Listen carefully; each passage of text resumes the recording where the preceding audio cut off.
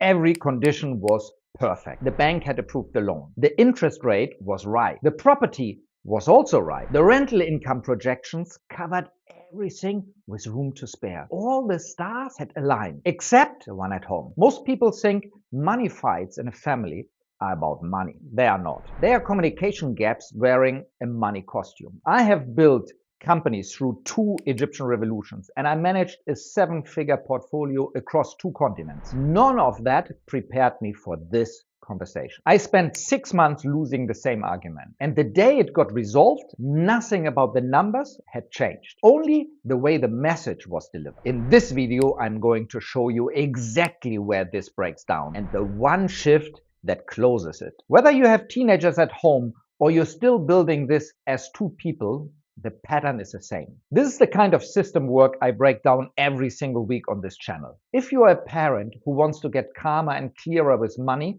in 15 minutes, hit subscribe so you don't miss the next one. The solo trap. Here's a mistake most couples make when one partner tries to fix the family finances alone. They build the entire system in their head. They research it. They run the numbers. They choose the framework. Then they present it to their partner like a finished product. And the partner who had no part in building it pushes back. Not because the system is wrong, because they were not part of the process. Inside the money map method, we call this the solo trap. It is what happens when one person carries the full weight of the family's financial decisions and then wonders why nobody else is carrying it with them. The solo trap is not a character flaw, it's a design flaw. When a system is built by one person, it only survives one person. The moment life gets complicated, like a big purchase, a job change, a financial disagreement, the whole thing collapses because there is no shared language to fall back on. Turns out the problem was never the plan. The problem was that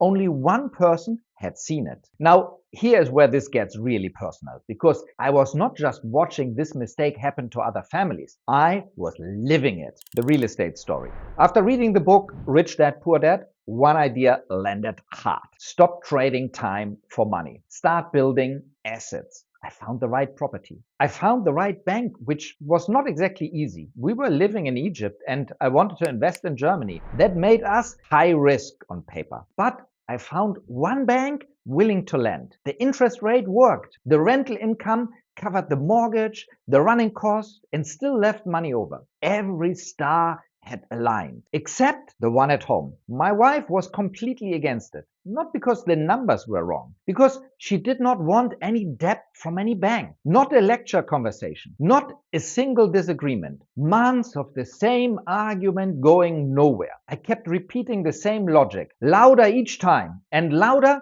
did not work. Meanwhile, the bank approval had a deadline. The property would not wait either. Every week I could feel the opportunities slipping. Then a family friend came to visit. Bruce, my saver, one of my wife's closest university friends. He also happened to be a very senior manager at one of the world's largest banks. Over dinner, the conversation turned to what we were navigating. Bruce explained good bad versus bad debt, calmly, clearly, as a trusted friend with decades of banking experience behind him. Not as my ally, not as someone selling anything, as someone my wife had known and respected for years. She heard it. Not because the information was different from what I had been saying. It was exactly the same information. She heard it because it came from the right person in the right way at the right moment. And that is when the real lesson landed. The obstacle was never about debt. It was a communication gap. I had spent months trying to convince my wife by being right. That was never going to work. What worked was finding the right bridge. Now, here's the part that feels unfair. Most families do not have a Bruce. Keep watching. Because a household sync is not about finding a Bruce. It's about building the shared language so you do not need one, the household sync. Inside the money map method, we call this the household sync. It is the moment when both partners are looking at the same system, using the same language, and making decisions from the same page. The household sync does not happen because one partner is more convincing. It happens because the system becomes a shared reference point. not a personal opinion. When my wife and I finally moved forward on that investment, nothing changed about the numbers. What changed was that we were now speaking the same financial language. Good debt versus bad debt was no longer my idea. It was a concept we both understood. And from that point on, every financial decision we made as a team. Here's how the household sync works in practice. First step, stop presenting and start building together. The moment your partner feels like a spectator in a plan someone else has built, the resistance starts. Show the framework, explain the zones, ask one question. Which zone would you put your biggest expenses in? That question is not a test. It is the start of a shared language. Second, find the outside voice when you need it. That does not mean a bank manager friend. It means a trusted source your partner actually connects with. It can be a podcast they listen to, a book they respect, a single clear video that explains the concept in a language that lands for them. The message does not need a new messenger. It needs the right one. Third, use the kitchen table ritual, the KTR, once a month, same time, same place.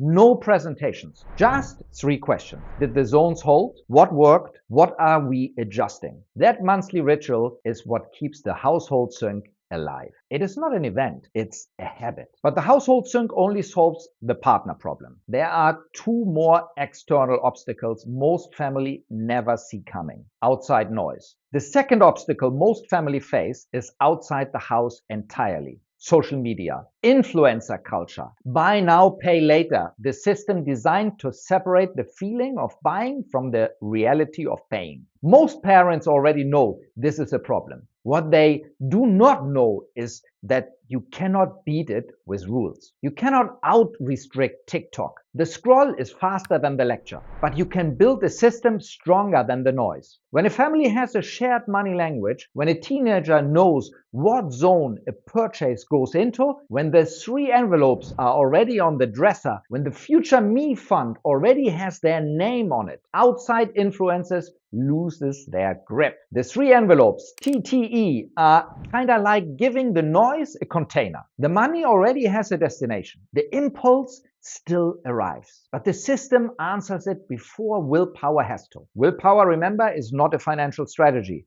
Systems are. The families who break the social media spending cycle are not the ones with the stricter rules. They are the ones with a system their teenager actually helped build. And the third obstacle is the one most people use to avoid starting entirely. Too stretched to start. We don't have enough money to use a system like this. Most people feel behind. That feeling is real, but it is not a starting requirement. The money map method was not built for families who already have it all figured out. It was built for families who are stretched, for families dealing with real constraints, real disagreement, and real external pressure. The reset takes only 30 minutes. No app, no spreadsheet, and no willpower required. One question to start. What is the one money decision sitting heaviest in your head right now? Write it down. Close it today or set a date to close it. That single action is the beginning of the system. A system built for perfect conditions is not a real system. The money map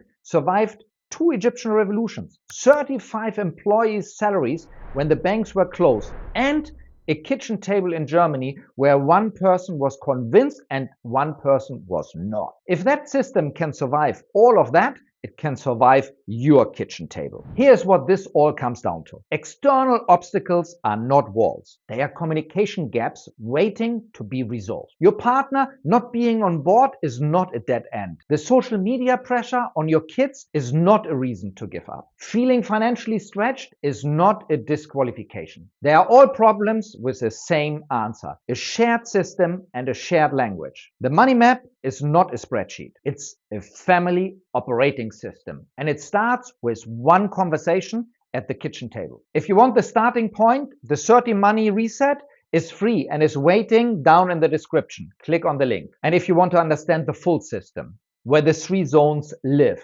how the 3 envelopes work, and why most budgets collapse before they even start, the video right here walks you through the entire first brick framework. from the beginning. Smart money families are not the ones with no obstacles. They are the ones who face them as one.